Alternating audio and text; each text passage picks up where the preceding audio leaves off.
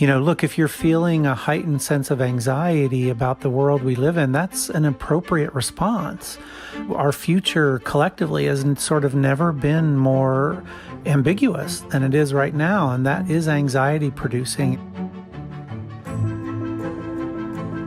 Everywhere you turn, there are just so many talking heads, and there's a lot of useful information, but it just can quickly become really overwhelming, and I have to kind of limit myself or remove myself.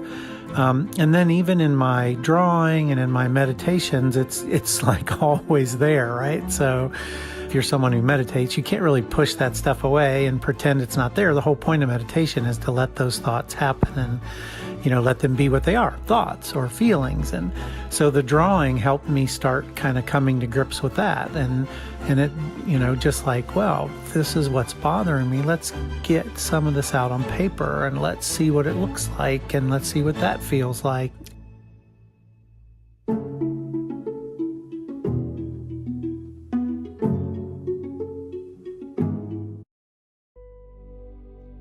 Hi, I'm Sarah Myreski. I'm an emotion scientist and research faculty member at Penn State.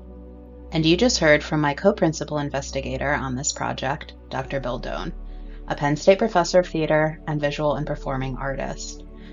Bill's work and his own experience using art as a way to manage anxiety was the inspiration for our NeuroArts Investigator Awards project called MiND.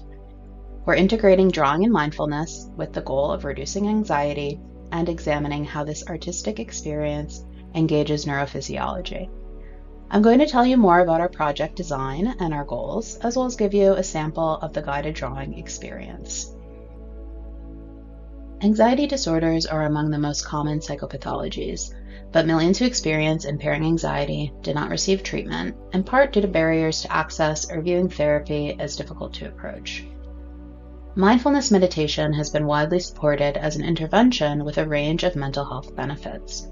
But even here, practical benefits may be diminished for some due to difficulty initiating or establishing a regular practice. In our project, we leverage drawing as an approachable, tangible way to engage with mindfulness with the goal of providing an accessible, low-cost way to manage anxiety. The intervention is a guided drawing activity that consists of a 20-minute recording led by Bill. You'll hear excerpts from a session later in this video. Bill guides participants as they draw objects from nature like those shown here.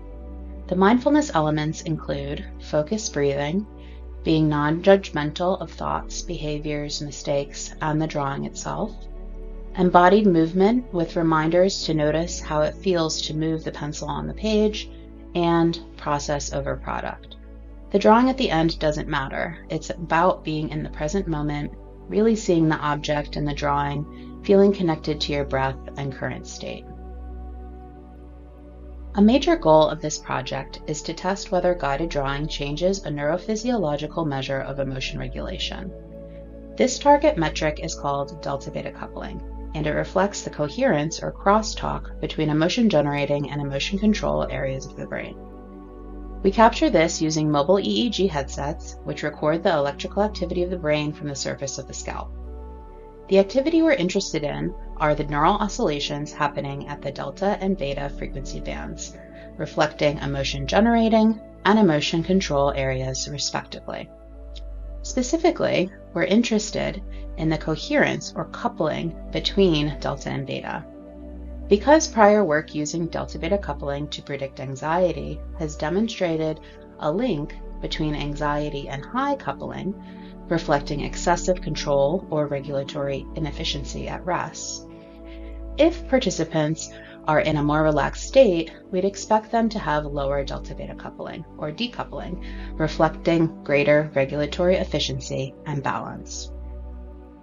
Our project involves 50 adults who complete 2 lab visits separated by 4 weeks of at-home guided drawing sessions. Here's some detail about what our participants experience. At the first visit, they report about their anxiety symptoms and emotion regulation difficulties, and then they complete a baseline measure of anxiety, followed by the guided drawing experience, and concluding with a post-session anxiety report. We record delta-beta coupling throughout this portion of the visit so we can examine short-term change.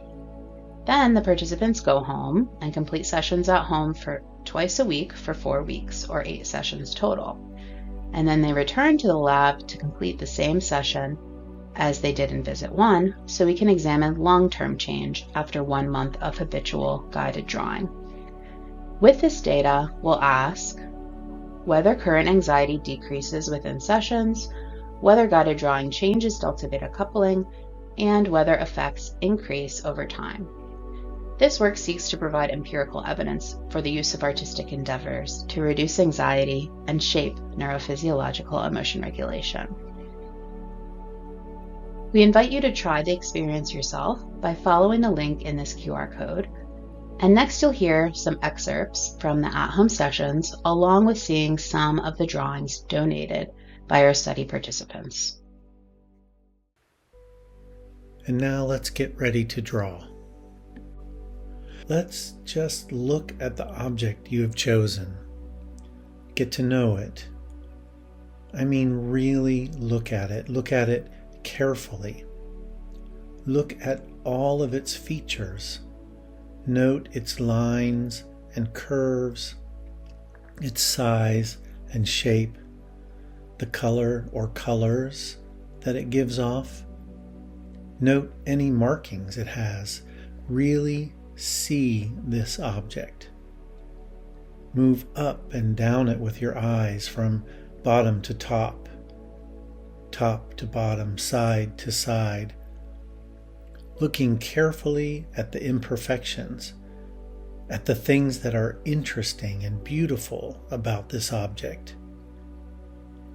Imagine the life of this piece of nature. How many years was it growing? How many winters did it survive, or did it just start to grow?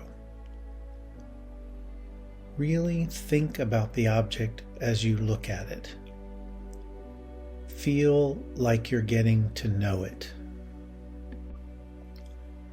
And there's no need to erase. There are no mistakes here. This is really about learning to see the object and draw what you see. But if you feel the urge to erase, go ahead. Or even turn your paper over and start over if you'd like to. If your pencil goes off the paper, just pick it back up and put it back on the paper. The goal is to keep breathing gently and to try and stay really focused on your object while you let your hand record what it sees. Let your breathing keep you connected to your object. Think about how your hand moves when you inhale, how it moves when you exhale. Connect that to the object and to your drawing. If you feel yourself disconnecting from the object or from the drawing, just pause for a few seconds, refocus on your breathing. Find a part of the object that you find really interesting and reconnect so that you can focus on your drawing again. Don't worry about the quality of your drawing. It's not about producing a great drawing. It's about connecting, breathing, and learning to see. Learning to see deeply, nice and easy. Inhale, exhale. Thank you to the Renee Fleming NeuroArts Blueprint, to our amazing team at the Emotion Development Lab at Penn State, and to our research participants for making this work possible.